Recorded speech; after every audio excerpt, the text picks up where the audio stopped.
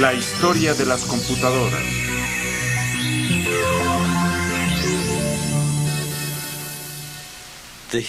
La historia de las computadoras no es solo la historia de una máquina especializada, sino también la historia de una gran idea y la gente que la hizo posible. Muchos historiadores dicen que el origen de la computadora moderna se le debe a Charles Babbage. Él creó el motor analítico a finales de 1860.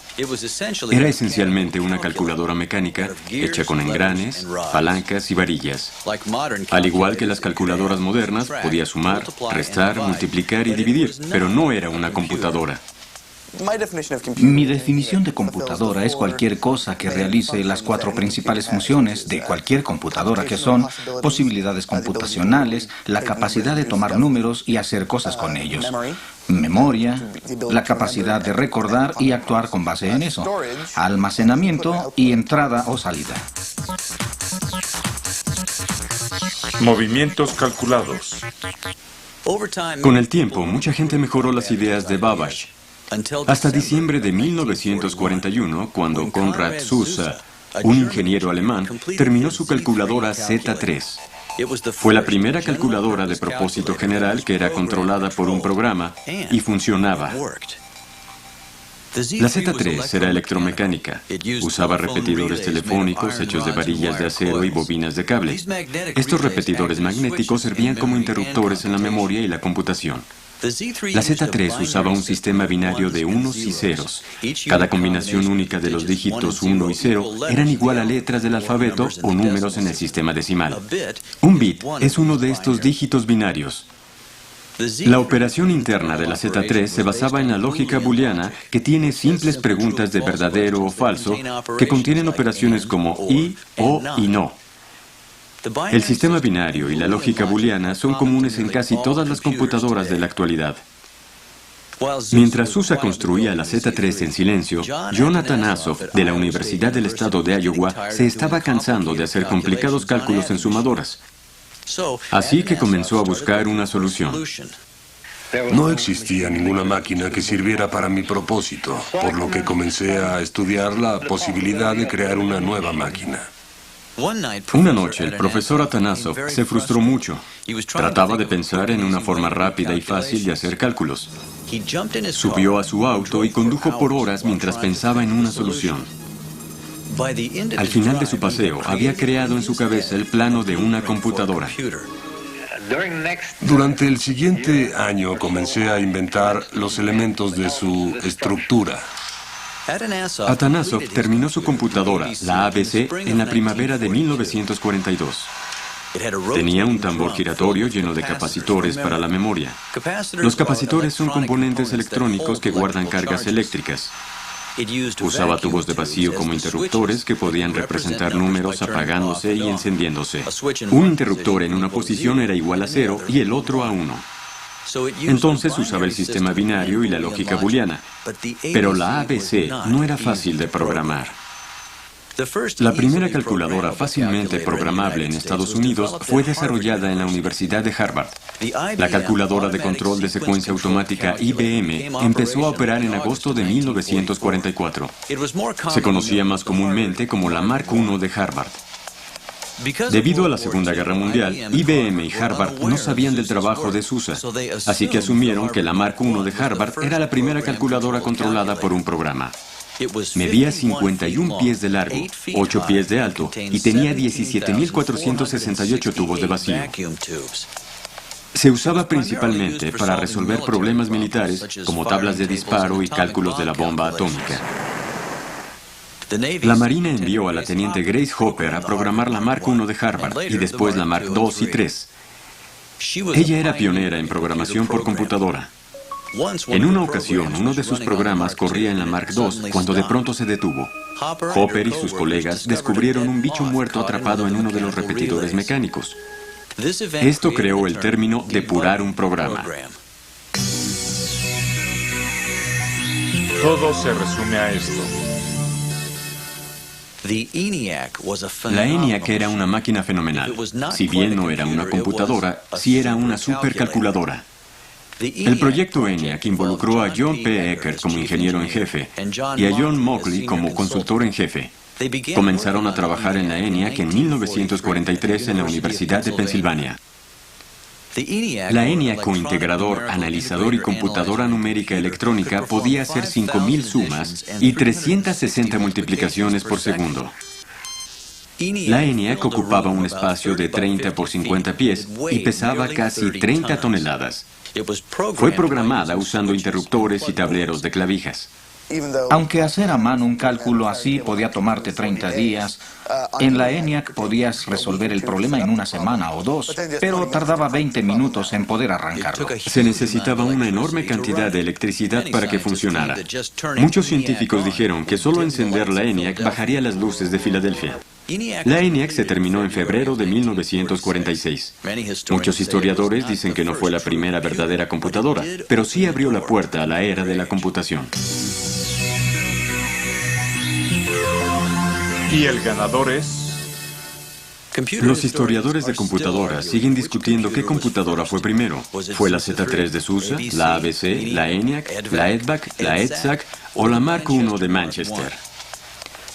Antes de que se terminara la ENIAC, John Presper Eckert y John Mauchly se unieron con el famoso matemático John von Neumann para trabajar en una computadora que llamaron EDVAC.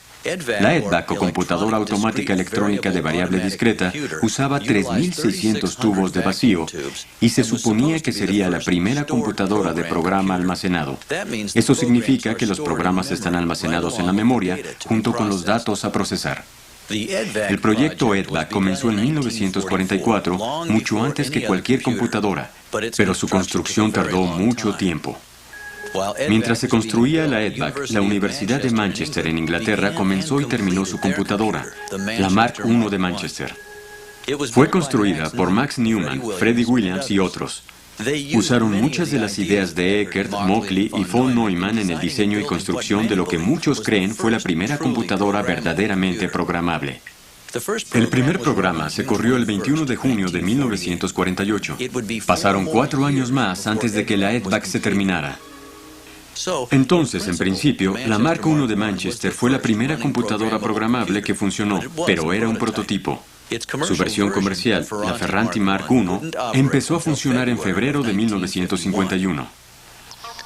Algunos historiadores consideran otra computadora británica, la EDSAC, como la primera computadora de programa almacenado. Su construcción fue dirigida por Maurice Wilkes en la Universidad de Cambridge. Wilkes hizo un viaje a Estados Unidos donde habló con Eckert, Mauchly y otros sobre el diseño de computadoras. Y gradualmente me encontré atrapado por la idea de que podíamos construir una computadora en Cambridge. La EDSAC se basaba en el diseño de la EDVAC, por eso Wilkes eligió un nombre similar. La EDSAC empezó a funcionar en mayo de 1949, después del prototipo Mark I de Manchester, pero antes de la Ferranti Mark I o la EDVAC. UNIVAC para presidente. John Presper Eckert y John Mauchly abandonaron el proyecto EDVAC en 1947. Formaron una compañía para crear la UNIVAC, la computadora automática universal. Pero antes de poder construir la computadora UNIVAC, la compañía Northrop Aircraft los contrató para construir una computadora diferente. La BINAC fue la primera computadora de programa almacenado en Estados Unidos, pero no era una computadora de propósito general. Se diseñó para uso militar. La BINAC era en realidad 2 computadoras que realizaban operaciones simultáneas y comparaban los resultados. Corrían en tiempo real y respondían inmediatamente a la información. Esto era ideal para la simulación de vuelos. La computadora BINAC fue terminada y demostrada en agosto de 1949. Con la BINAC terminada, Eckert y Mauchly pudieron terminar su propia UNIVAC. La UNIVAC no era una computadora hecha con fondos del gobierno. Fue la primera computadora de programa almacenado y propósito general que se producía y vendía a negocios y al gobierno. La primera se vendió a la Oficina del Censo de Estados Unidos. Fue entregada el 31 de marzo de 1951. Al igual que la EDSAC, la UNIVAC tenía un lenguaje de programación amigable con el usuario. Fue desarrollada por Grace Hopper, quien trabajó para que los lenguajes de alto nivel fueran el estándar para los programadores. Los estándares le hicieron la vida más fácil a todos. En el mundo de las computadoras la hizo mejor para los proveedores, para los usuarios y para todos los involucrados con las computadoras. La UNIVAC fue la primera computadora equipada con una unidad de cinta magnética y fue la primera en usar memoria buffer. Se necesitó una elección presidencial para que la UNIVAC fuera un nombre conocido. En 1952 predijo con exactitud que Eisenhower sería el siguiente presidente. John Presper Eckert vio que las computadoras se volverían más pequeñas, más rápidas, más baratas y una importante parte de nuestras vidas. Será posible que las máquinas hagan muchas de las aburridas y repetitivas tareas que en realidad son trabajo de una máquina. Y los seres humanos podrán entonces usar su habilidad creativa para usar los frutos de esta sociedad más productiva. La naturaleza aborrece el vacío. En 1949, J. Forrester concibió la memoria magnética o de núcleo ferromagnético. Un imán puede tener una polaridad norte o sur. Una polaridad representa un 1 y la otra un 0. Después de 4 años de desarrollo, Forrester instaló la nueva memoria en una computadora de diseño MIT llamada Oral Wind. Su velocidad de operación se duplicó. A finales de los 40, Thomas Watson Sr., el presidente de IBM, pensó que un gran número de grandes y poderosas computadoras era todo lo que nuestra nación necesitaba, así que sacó a IBM del negocio de las computadoras. Su hijo, Thomas Watson Jr., se dio cuenta del potencial mercado para las computadoras. Finalmente convenció a su padre de construir una. En 1953, IBM presentó el modelo 701. Estaban listos para competir con UNIVAC. La memoria de núcleo ferromagnético era muy nueva para IBM, así que al igual que la UNIVAC, la 701 usaba tubos de vacío. IBM llamó a la 701 una máquina electrónica de procesamiento de datos. Querían evitar llamarla computadora como lo hacían con la UNIVAC. UNIVAC eran computadoras. Si decías UNIVAC, hablabas del concepto de la computadora. Así que la gente decía, hice esto con mi nueva UNIVAC IBM. En mayo de 1954, IBM anunció el modelo 704. Usaba la nueva memoria de núcleo ferromagnético y tenía aritmética de punto flotante. La 704 tenía un lenguaje de programación creado para ella llamado Fortran. Este permitía a los clientes hacer su propia programación. El Fortran se sigue usando en la actualidad. El cambio a la siguiente generación. El transistor fue inventado en los laboratorios Bell en diciembre de 1947, pero se requirieron años para refinarlo para uso en computadoras. Un transistor funciona como interruptor. Puede estar en posición de encendido o apagado. Funciona como un tubo de vacío de generaciones anteriores. En 1957, Philco terminó la primera computadora de propósito general con transistores. Se llamaba Solo y fue creada para la Agencia de Seguridad Nacional. El uso de los transistores tiene muchos beneficios. Son confiables, baratos y pequeños. La Digital Equipment Corporation fue la primera compañía en beneficiarse del tamaño de los transistores. Y presentaron la PDP-1 en 1960. Fue la primera minicomputadora interactiva y con transistores del mundo. Tenía el tamaño de un refrigerador. Mientras DEC pensaba en pequeño con su PDP-1, IBM pensaba en grande. Espacio para crecer o encoger. En abril de 1964, IBM anunció la computadora Sistema 360. Era un gran paso para que IBM se convirtiera en el líder mundial en el mercado de las computadoras para negocios. El Sistema 360 era una familia de 9 procesadores y 70 dispositivos periféricos. Las compañías podían comprar un sistema pequeño y actualizarlo a medida que crecían. Para 1967, IBM había instalado más de 14.000 computadoras Sistema 360. Esto dio a IBM liderazgo en la fabricación de computadoras y ninguna otra compañía se le pudo acercar, ni siquiera UNIVAC. DEC se especializó en minicomputadoras. Presentaron la PDP-8 en 1965. Fue diseñada para compañías más pequeñas e instituciones que no necesitaban o no podían pagar una computadora central. PDP o el procesador de datos programados 8 de la Digital Equipment Corporation era una máquina importante porque fue la primera con transistores que estaba ampliamente disponible. Los negocios, universidades, incluso preparatorias, la querían porque era barata. Costaba $18,000. El sueño de los transistores, de los circuitos integrados. Los transistores finalmente revolucionaron en circuitos integrados. En el verano de 1958, Jack Kilby comenzó a trabajar en Texas Instruments. La mayoría de los trabajadores estaban de vacaciones y no le habían asignado un proyecto. Así que para evitar el aburrimiento, creó su propio proyecto. Diseñó un circuito integrado que tenía componentes como transistores, resistores y capacitores, todos construidos en un bloque de silicona. La innovación de Kilby revolucionaría el mundo de las computadoras. Los circuitos integrados aumentarían el poder y la eficiencia de las futuras computadoras y reducirían en gran medida su tamaño. Texas Instruments construyó la primera computadora con circuitos integrados para la Fuerza Aérea. Pesaba 10 onzas, pero tenía el mismo poder que una computadora de transistores de 15 libras. Pero no sería hasta 1965 que el circuito integrado o chip sería usado en una computadora comercial. Necesitaban refinarlo. Ese refinamiento lo hizo una computadora llamada Fairchild Semiconductor. Robert Noyce dirigió un equipo que encontró una forma práctica de diseñar y fabricar circuitos integrados. Gordon Moore, que también estaba en el equipo de Fairchild, determinó que cada 18 meses el número de componentes que se podía poner en un circuito integrado se duplicaría. Esto se conoce como la ley de Moore.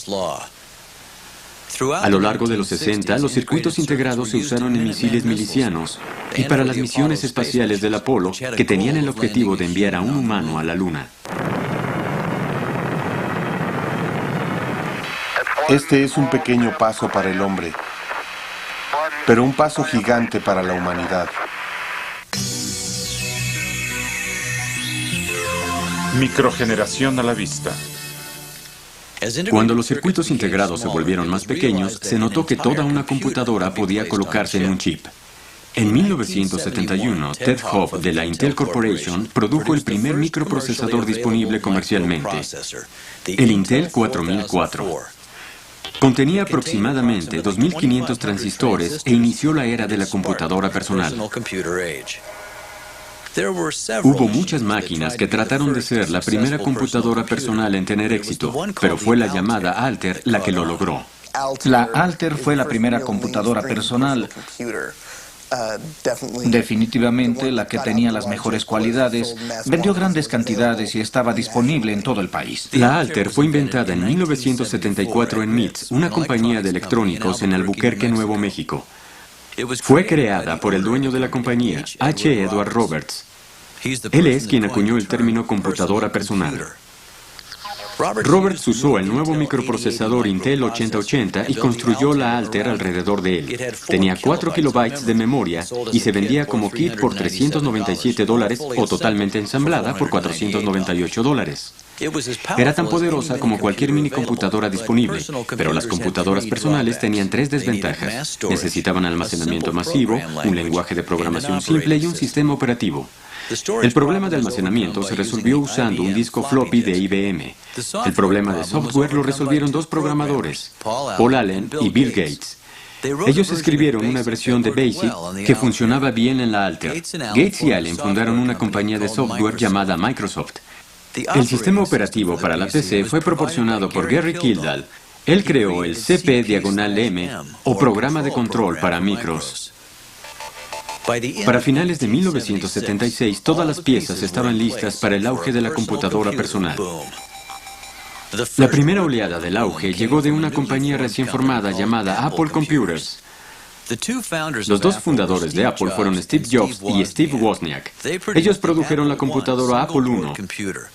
Era simple, pero efectiva, y se vendía en la curiosa cantidad de $666 con 66 centavos. Animados por las ventas de su computadora, Jobs y Wozniak presentaron la computadora Apple II en abril de 1977. Fue la primera computadora personal que generaba gráficos a color. La Apple II incluía una fuente de electricidad, teclado y un gabinete atractivo. Venía con memoria de 48K y se vendía en $1,298. La Apple II fue una máquina porque era fácil de usar, tan fácil que los niños podían usarla a todos los niveles escolares. Incluso fueron los primeros usuarios personales. Apple tenía competencia de otras casi 30 compañías, tanta competencia que no había un solo líder. La única compañía que podía tomar el control del negocio de las computadoras personales era IBM, pero a ellos no les interesaban las PCs aún. Fue 4 años después, en agosto de 1981, que IBM presentó la computadora personal IBM. La PC IBM venía con memoria de 64 kilobytes y se vendía en $1,365 o $2,880 completamente equipada. La PC IBM también tenía un nuevo sistema operativo llamado PC-2, también conocido como MS-2. La MS significa Microsoft, la misma compañía que proporcionó el BASIC para la Altair. Las PCs a punto de irse a pique. Las ventas de todas las PCs eran altas y todos estaban ganando dinero la mayor parte de 1983, pero no duró mucho. A finales de 1983 las ventas cayeron rápido.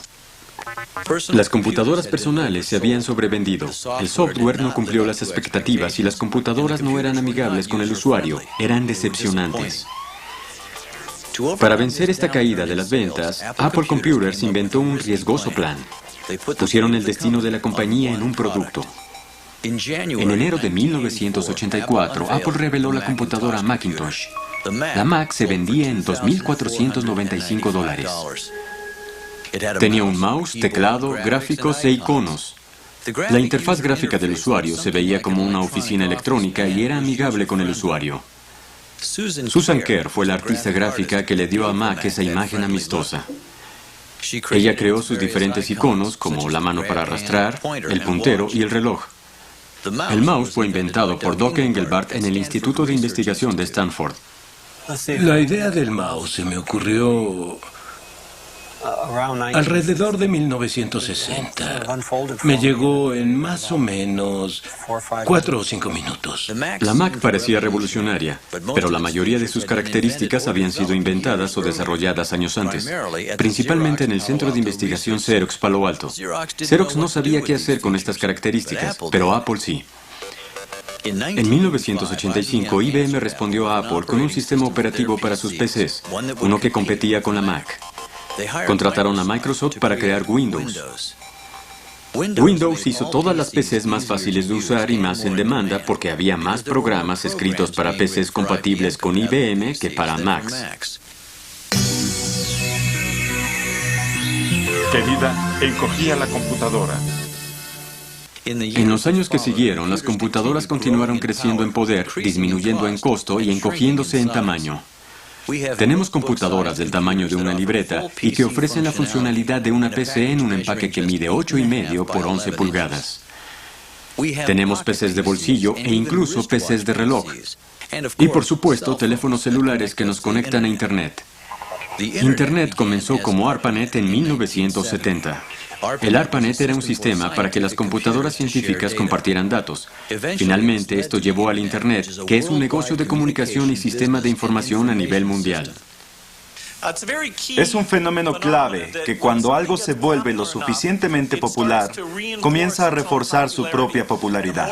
Mientras más gente usa la Internet, mejor contenido tiene. Mientras mejor contenido hay, más gente lo usa. Pero esperen, hay más. De continuar en esta línea, el futuro de las computadoras será volverse más rápidas, baratas y pequeñas. La pregunta entonces es, bueno, ¿qué nos permitirán hacer? La inteligencia artificial es cuando una computadora puede comunicarse con un humano como si fuera humano. Algún día tal vez tengamos una computadora como amiga. Por gente asumo personas, no la revista Gente. La inteligencia artificial requiere una gran cantidad de memoria. La memoria holográfica es una opción. Una pieza de plástico del tamaño de un CD tiene 400 gigabytes de información. Eso es más o menos 100 películas de larga duración.